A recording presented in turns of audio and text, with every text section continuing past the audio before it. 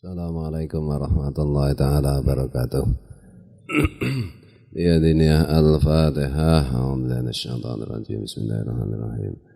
Alhamdulillahi rabbil alamin arrahmanir rahim maliki yaumiddin iyyaka na'budu wa iyyaka nasta'in. Ihdinas siratal mustaqim siratal ladzina an'amta 'alaihim ghairil maghdubi 'alaihim waladdallin. Rabbi ighfir li wa walidayya amin.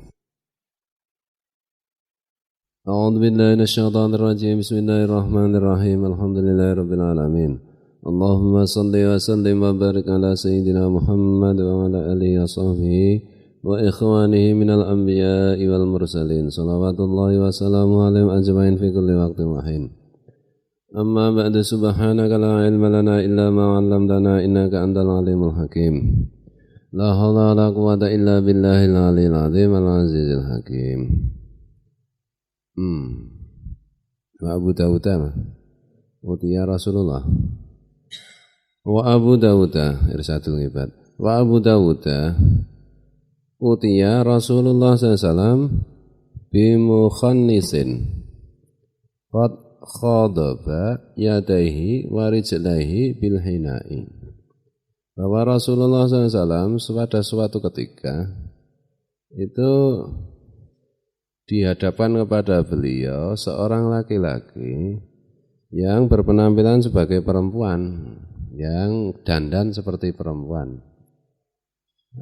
Dia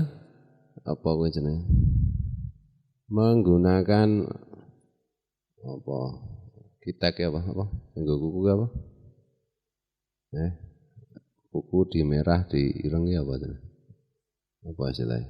Mengecat kuku kedua tangan dan kedua kakinya dengan pewarna kuku kayak wong wedok.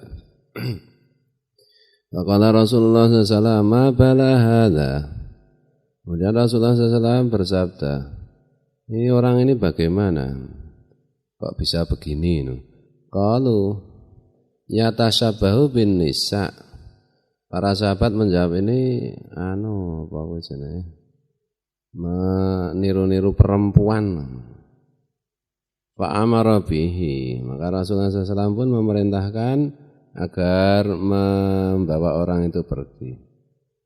Fanafa ilal bagingi, kemudian ngubur ya berarti nafa ini.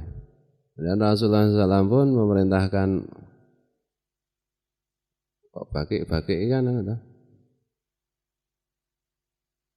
Oke, ini kan kuburan toh.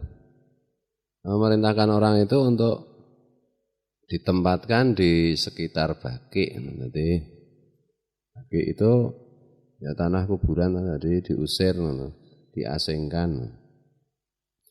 Maksudnya sampai dia kapok. Kalau udah kapok ya udah. Jadi ada laki-laki tampilannya kayak perempuan, genit kayak perempuan. Kuku-kuku tangan dan kakinya itu semua diberi pewarna. Kemudian ditanya, ini gimana ini orang ini? Ini maksudnya itu berpenampilan sebagai perempuan. Ya udah itu disingkirkan, jangan di sinilah. Saya nggak boleh dekat-dekat Rasulullah. Nah, nanti kalau udah tobat ya boleh. Wa qiyang anil qutbi Abdul Qadir Al-Jilani rahimahullah, diceritakan dari kisah dari kejadian yang dialami oleh Syekh Abdul Qadir Al-Jilani rahimahullah, annahu ngatosha fi ba'di siyahatihi, bahwa beliau kehausan di dalam sebuah perjalanan beliau.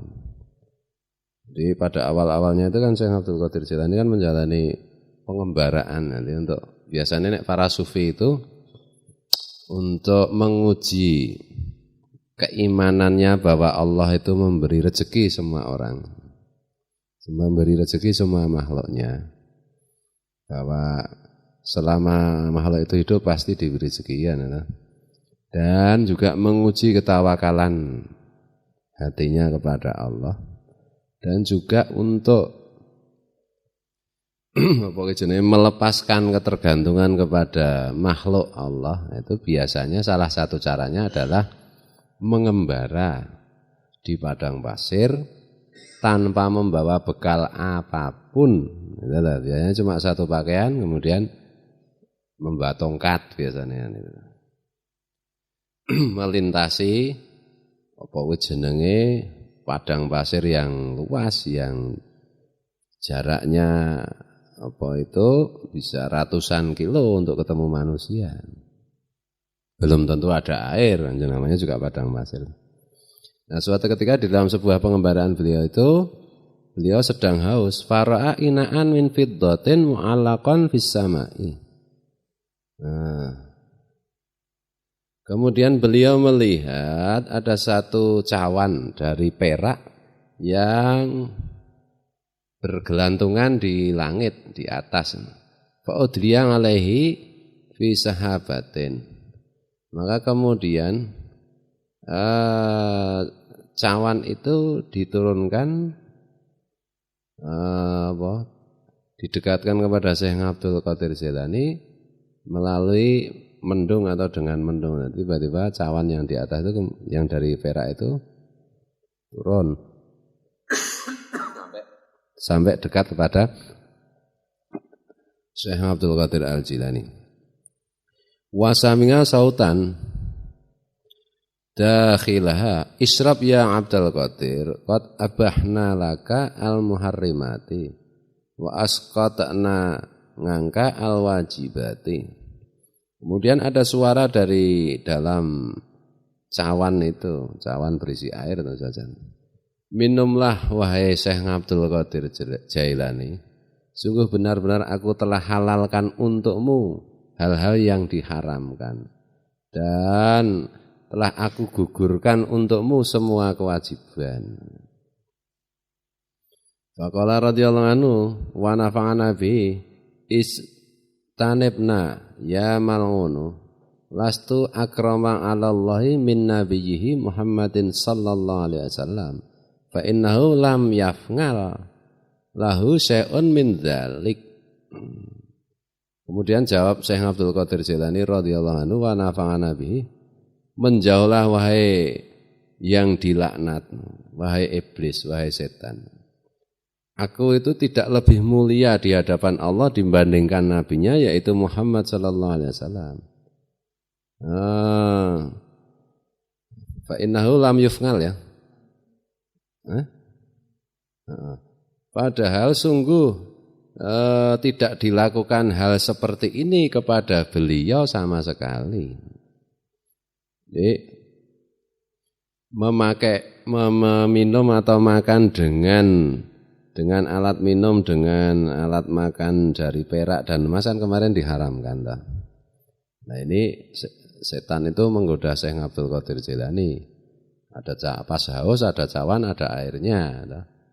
Minumlah, aku telah halalkan hal-hal yang haram dan aku gugurkan kewajiban untukmu. Jadi kamu yang haram boleh dilanggar, yang wajib boleh ditinggalkan. Ini orang yang tidak paham, tidak tahu ilmu ya, wah ini suara dari perintah dari Allah ini. Berarti bebas ngopo-ngopo. Maka banyak orang yang ngaku wali, yang haram-haram dilakukan, yang wajib-wajib ditinggalkan. Kok enggak sholat, udah wali, udah enggak perlu lagi. Kok minum-minuman keras, rapopo wis wali. Kan ada yang begitu. Nah, ini Syekh Abdul Qadir Jailani pernah mengalami godaan seperti ini. Kemudian apa jawab Syekh Abdul Qadir Jailani? Menyingkirlah dariku wahai yang dilaknat, wahai setan, wahai iblis. Aku itu tidak lebih mulia di hadapan Allah dibandingkan nabinya, yaitu Muhammad SAW. Padahal Allah tidak memperlakukan nabinya yang lebih mulia itu, yang paling mulia itu yang begini ini. Nabi saja dilarang, apalagi cuma bukan nabi kan itu tak? Setinggi apapun kewalian itu kan, kalau menurut Imam Al-Ghazali kan, setinggi-tingginya sang kekasih Allah itu mencapai derajat kedekatan kepada Allah, itu hanya cuma langkah pertamanya Rasulullah. Itu loh. Itu cuma langkah pertamanya Rasulullah dalam mendekat kepada Allah. Itu loh. Nah, padahal ada jutaan langkah yang dilakukan oleh Rasulullah untuk mendekatkan diri kepada Allah. Itu loh. Dan Nabi saja tetap dilarang, tetap sholat, tetap nggak pakai perak, tetap nggak pakai alat makan dan minum dari emas dan perak, tetap tidak pakai cincin emas, tidak kalungan emas, tidak pakai sutra. Lah kok ini ada yang bilang begini dan begitu, itu pasti setan. Memang syariat itu kan untuk mengukur, untuk mengendalikan mana yang boleh, mana yang tidak. Meskipun syariat itu juga belum tuntas, masih ada lagi toh ilmu tasawuf, yaitu ilmu hati toh. Tapi kalau bertentangan dengan syariat itu sudah enggak benar. Memang di dalam banyak hal itu ada cabang-cabangnya, ada furuknya, ada perbedaan pendapat di situ. Tapi tetap saja pokoknya itu sama. Sholat 5 waktu, yang ini haram, yang itu haram. Yang haram-haram itu pasti sama. Kalau enggak sama, lah itu mungkin hasil ijtihad atau menyangkut hal baru. Merokok itu haram apa mubah apa makruh, itu kan hal baru. Ya. Bismillahirrahmanirrahim. Tapi kalau memakai emas bagi laki-laki, perhiasan emas dipakai laki-laki itu haram tidak? Haram. Itu tanpa kompromi, tanpa khilafiyah lagi. Nah, tidak ada alasan untuk siapapun. Gitu loh. Maka kalau ada orang memakai emas ya itu haram hukumnya. Titik. Nah, bukan dia wali, enggak ada alasan. Nabi saja haram kok. Apalagi cuma wali. Ya, wali itu cuma kalau dibandingkan Rasulullah.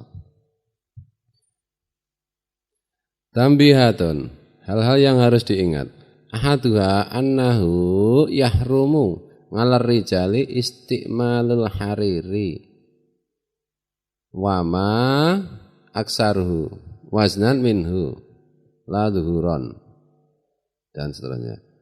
Yang pertama, haram bagi laki-laki menggunakan sutra dan menggunakan kain yang kebanyakannya itu kalau ditimbang bahannya dari sutra. La dhuhuron, bukan kelihatannya banyak sutranya padahal sutranya cuma dikit. Walau bittikhadhihi apa ya? Bitonatan wa biftirasihi bila hailin. Meskipun hanya digunakan untuk apa Ki? Untuk rangkapan. Untuk rangkapan lemek kau bahasa Indonesia nih. Alas kasurnya. Alas ki hutan nih. Maksudnya alas ki apa ki? Apa? Lemek. Bila hailin tanpa apa kuwi jenenge, tanpa penghalang, jadi dhuwur dhewe sutra itu enggak boleh. Awittikhadhi sitron, atau menggunakannya sebagai tutup. Wakadat tazyinul buyuti wal masajidi bihi. Begitu juga diharamkan menggunakan sutra untuk perhiasan rumahnya dan masjid. Au bisuratin, atau dengan gambar. Maksudnya bisuratin gambar iki maksudnya iki gambar makhluk hidup. Makanya aku nek ngelukis abstrak. Abstrak ora apa-apa. Gambar makhluk hidup utuh itu haram. Meskipun nanti ada pendapat ulama-ulama kontemporer, kontemporer ya kalau benar, kalau enggak ya toh, itu enggak apa-apa kalau enggak disembah lah, itu kan pendapat ulama kontemporer kan itu toh. Ora rasa nyimpen gambar kok ngono ya ora apa-apa. Nah, aku ya pernah juga datang ke sebuah pesantren, ke rumah kiainya, kebetulan dia kenal gitu. Ya ono gambare siaran negara-negara yang sebenarnya dalilnya ulama kontemporer.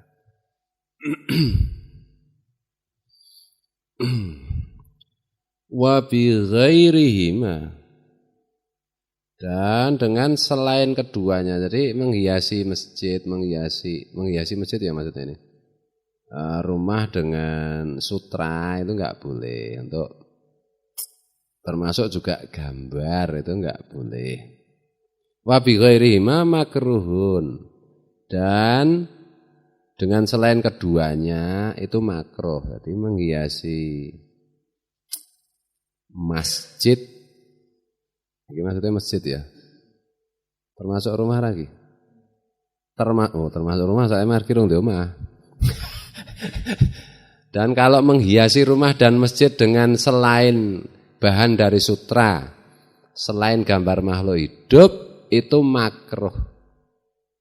Itulah makruh. Jadi kalau menghiasi rumah atau menghiasi masjid, satu, kalau pakai gambar makhluk hidup haram. Dua, kalau pakai bahannya dari sutra haram.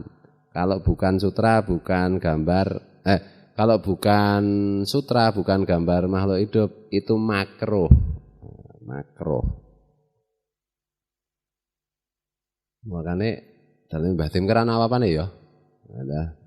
Ya makruh ora apa-apa rasa enggak ya. Berarti makruh rasa. Walah sing haram tok lakone enggak ya. Makruh kira apa-apa, cuma sebaiknya jangan. Sebaiknya jangan itu maksudnya kan nggo mbela margi iki lho, Syekh Zainuddin Al-Malibari iki. Nggo mbela margi soalé siji omah rong duwe to. Upama duwe ya arep menghiasi kangelan to dadi margi men seneng terus dimakruhke karo Syekh Zainuddin Al-Malibari. Ora apa-apa rasa gaya-gaya. Wakal hariri akal harira, dan demikian juga wakal hariri, dan seperti memakai sutra al-muzaffaru wal muasfaru. Apa muzaffar iki? Memberi minyak muzaffar dan mengasfar iki. Muzaffar ki apa, mengasfar ki apa ya saiki wis ora ana ya jeneng ngono ya. Maksudnya piye? Menggunakan minyak, kedua minyak itu ya. Itu seperti sutra. Mungkin ora ana keterangan muzaffar ya. Nek upama ana ki ya saiki ya wis ora ana kuwi minyak ngono iki, rasa kuwatir. Farngun. Farngun itu ya artinya cabang. Ya, ganti kitab Al-Fatihah. Alhamdulillahirabbil alamin arrahmanir rahim maliki yaumiddin iyyaka na'budu wa iyyaka nasta'in ihdinas siratal mustaqim siratal ladzina an'amta 'alaihim ghairil maghdubi 'alaihim waladdallin amin. Apa ini? Suara dibuka air satu ibadah ya. Ayo riwayat ini ganti. 989. Ini sana ketekan tidak anggo.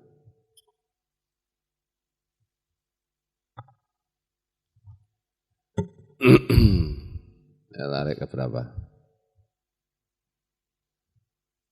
Wa fi riwayatin, dan di dalam sebuah riwayatnya Imam Muslim, di sini diberi keterangan Imam Muslim. Lama Roma al-jamrota wa nahara nusukahu wahalako nawala al-halako sikkahu al-aimana fakhalaqahu summa danga dan seterusnya. Di dalam sebuah riwayat ketika Rasulullah telah melempar jumroh ngaqobah, kemudian telah menyembelih hewan korban, kemudian Nabi hendak mencukur rambut beliau, tahallul. Rasulullah mengulurkan kepada tukang cukur kepala beliau yang sisi kanan. Di kanan dulu kalau cukur.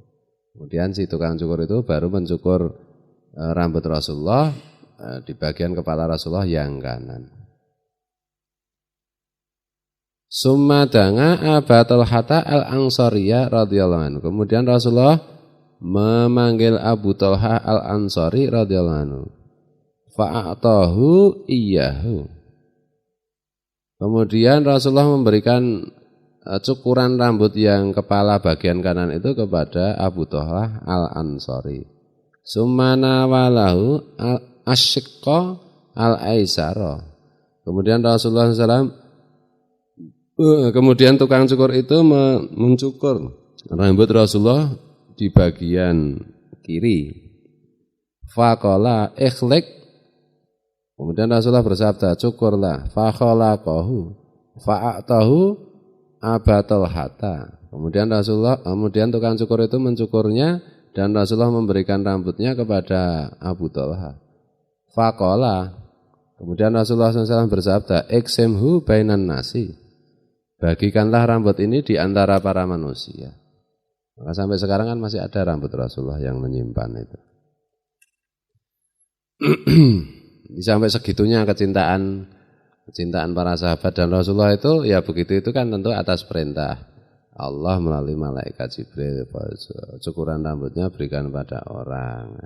Sampai hari ini juga belum banyak terungkap manfaat kenapa Rasulullah melakukan hal itu. Kenapa Rasulullah menyuruh rambut beliau itu disimpan oleh manusia. Suatu ketika nanti saatnya seiring dengan perkembangan ilmu pengetahuan akan terungkap mengapa Allah memerintahkan Rasulnya untuk membagikan rambut itu.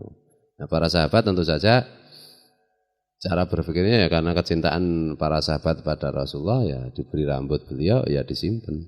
Nah, kemudian diwariskan sampai sekarang pun masih ada. Kitabu Adabit Ta'ami, kitab tentang tata krama makan. Babut tasmiyati fi awalihi wal hamdi fi akhiri. Bab tentang membaca bismillah di awal makan dan membaca alhamdulillah di akhir makan. Kalau makan minumnya bismillah minimal ya gitu. Ini sok lali ya bismillah tok wae lali ya ta. Mau misalnya ngombe ngunjuk minuman tadi sing maca bismillah berapa? Mesti ya ana sing lali ya ta. Ya wis klekep ngono wae ya ta. Selak ngelak, selak udut. Tak ketang bismillah ngono wae sok lali sae dhewe ya nek ra deling-eling. Sing apik itu kan bismillah. Kalau minum kan dihirup. Nah itu dah. Jadi dihirup biar bercampur dengan udara. Itu nanti dokter pakar makanan, pakar minuman itu akan bisa menjelaskan mengapa udara itu minuman itu harus dikomposisikan dengan udara iki apa. Oh, salah satunya untuk menurunkan untuk menetralisir kandungan bangsa besi barang itu yang berbahaya itu salah satunya itu.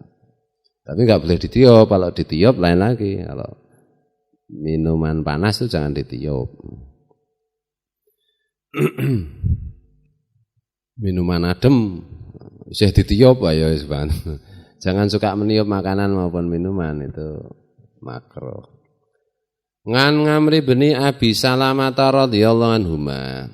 Diriwayatkan dari Ngamrin bin Abi Salmah radhiyallahu anhuma. Qala Rasulullah SAW, beliau mengatakan bahwa Rasulullah SAW telah bersabda, "Samillaha wa qul biyaminika wa qul mimma yalika." Muttafaqun alaih. Sebutlah nama Allah, kemudian makanlah dengan tangan kananmu dan makanlah makanan yang dekat denganmu. Ya, kalau dalam perjamuan ora usah ngeranggeh-ngeranggeh, makan yang dekat aja. Gitu. Kalau ngeranggeh-ngeranggeh pas kumpulan apa makanan macam-macam. Nah, itu yang dimakan itu yang dekat aja, ngambilnya dekat jadi rasa. Nah, itu bagi kita yang sedang makan. Bagi kita yang melihat teman kita yang belum makan, yang makanan yang di depan kita itu dekatkan dia supaya dia bisa ngambil. Itu loh, jangan udah ya, makan yang dekat aja. Kamu udah habis ya sudah. Kamu makan yang habis itu ya enggak, jangan begitu. Misalnya aku Pak Wan sopo itu makan itu yang dekat saya itu yang enak-enak, yang dekat Pak Wan yang tidak enak. Itu. Wakul mimma yalika Pak Wan. Ayo modar nek carane. Nek aku ngomong kayak begitu tuh salah. Aku makan ngambil. Pak Wan kan melirik toh. Lirik ngene mripate ya toh. Itu artinya itu dia minta yang di dekat saya itu didekatkan kepadanya, maka ini Pak Wan, kamu ngambil. Nah gitu loh.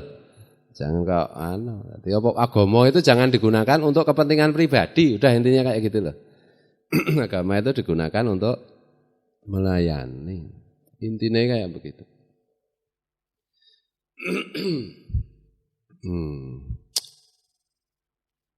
Bismillahirrahmanirrahim. Tadi kelingan ya. Nek hukum KUHP itu kan anak itu usia 18 tahun ke atas itu baru boleh menentukan apa jenenge aktivitasnya sendiri. Kalau di bawah 18 tahun itu harus nurut orang tua. Tapi ternyata ini dari situ itu ya namanya itu juga hukum cuma buatan manusia. Bandingkan dengan hukum fikih Islam itu. Kalau hukum fikih Islam itu enggak peduli berapapun umurnya, kalau udah akil balik itu sudah berkuasa atas dirinya. Nah itu 15 tahun sudah akil balik ya sudah. Itu berarti berhak menentukan nasibnya sendiri. Nah itu ketika ada pertentangan antara orang tua dan anak, maka pendapat anak itu tidak boleh dipaksakan. Nah, hukum pidana kan enggak 18 tahun. 18 tahun lebih itu baru merdeka. Kurang dari itu belum merdeka ya. Ramu tuh. Nah itu nek menungso iki nyaingi Gusti Allah iki bate kok ngono kuwi. 18 tahun belum balik. Nah, wis dianggap bisa menentukan nasibnya sendiri ya salah nek. Fikih kan tidak begitu. Harus mukallaf kan, mukallaf itu balik normal pikirannya. Nah hukum pidana kan enggak. Cuma anggere 18 tahun udah titik. Kalau belum mbok sudah mukallaf itu ya tetap enggak. Bismillahirrahmanirrahim. Jadi samillah wakul biyaminika wakul mimma yalika. Sebutlah nama Allah. Kemudian makanlah dengan tangan kananmu. Kemudian makanlah makanan yang dekat denganmu, enggak usah yang jauh-jauh. Iki nek nganggo apa kaya jenenge? Saiki kan wong saiki kan Indonesia iki tiru-tiru wong barat ta. Itu alat makan itu kan bukan hanya sendok, pakai garpu juga ta. Ya ta?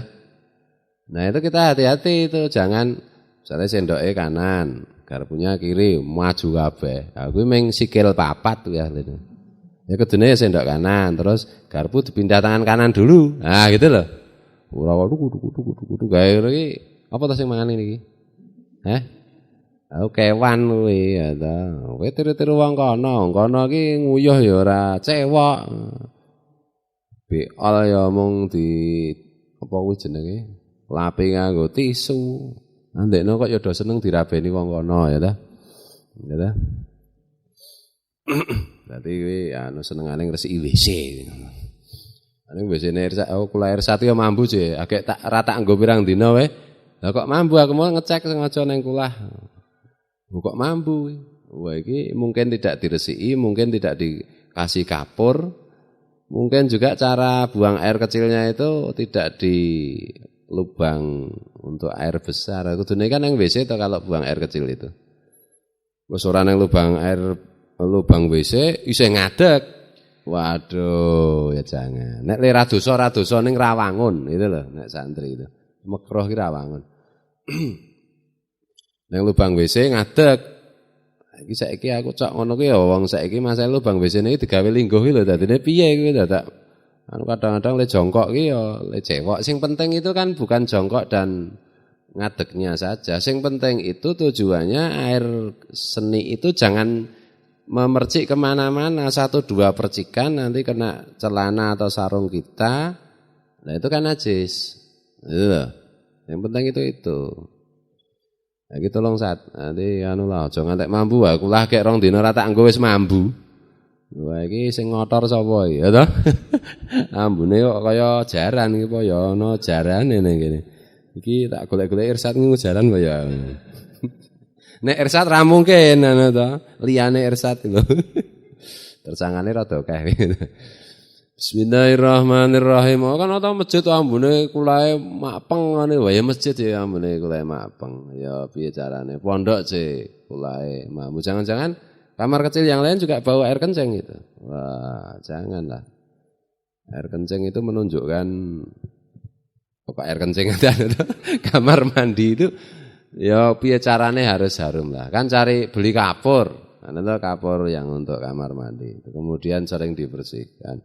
Kemudian kalau buang air besar, air kecil itu dimasukkan ke lubang itu. Ke lubang WC itu.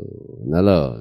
Kemudian diguyur air. Wong banyu kene ya murah to. Aja ngantek mambu. Aduh nek ana tamu to.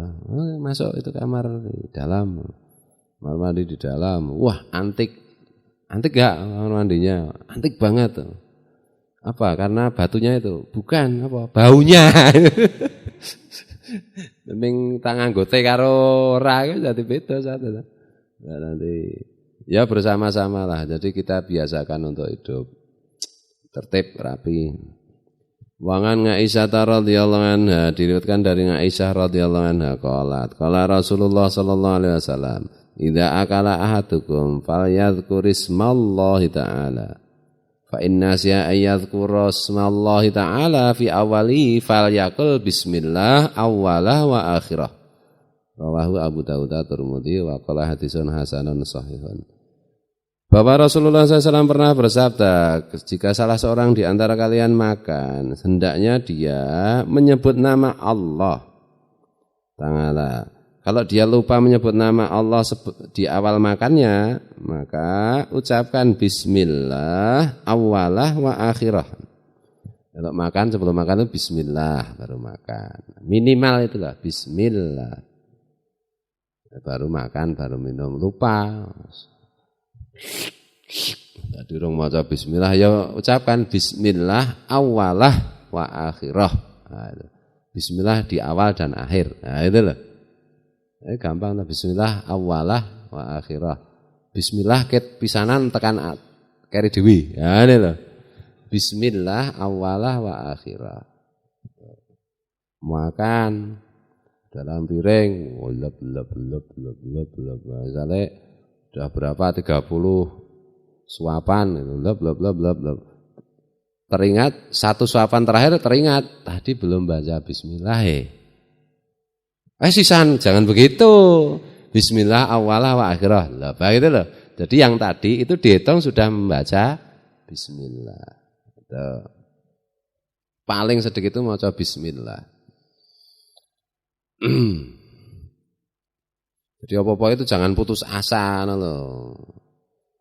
Bangun pagi jam 8 pagi. Udah jam 8 pagi. Salat subuhnya telat. Sudah sekalian enggak usah salat. Jangan begitu ya tetap aja salat subuh tangga jam 8. Boleh ya boleh. Ibarat anak sekolah kan masuknya terlambat, tapi lebih baik terlambat daripada tidak berangkat. Nek kokean terlambat ya engko nek digetak karo gurune sak karepmu ngono to. Begitu juga salat itu ya kayak begitu. Lali ra salat no. Saat ngisa ngobrol lali. Kelingan 2 dina. Aku dek malam jemuah kae ra salat ngisa berarti. Ayo wis kelingani terus gek ndang nyaur le salat ngisa. Itu to. Nyaur oleh. Ngono to. Itu kan tidak sengaja. Namanya juga lupa. Tidak sengaja itu bisa lupa, bisa tidur kan itu. Kalingan iki sanisa rong. Kapan lemu saat isya? Saat ra ya salat kapan? 2 dina ngkas. Kuwi nekat nek kuwi jenenge ya ta. Nek 2 dina ngkas isih urip, nek mati men disaurke karo anak putuku. Disaurke anak putu ki ra ono hadise kuwi. Ya ta. Nek nang desa kae sih ono ya nyaurke salat ngono ya. Ndak ada itu sebenarnya. Salat itu ya sendiri-sendiri. Nek wis ra iso salat lah gek disalatke. Wis males banget salat ki njaluk disalatke kowe. Berarti kowe mati san. Ngono ta. Males banget aku salat. Ya wis tak salatke. Allahumma firlahu warhamhu. Engko wacane iku kuwi ora nggo rukuk, ora nggo sujud kan itu. Wangan Jabirin radhiyallahu anhu qala sami'tu Rasulullah sallallahu alaihi wasallam yaqulu dan seterusnya wallahul muwaffiq ila aqwamit thoriq. Assalamualaikum warahmatullahi taala wabarakatuh.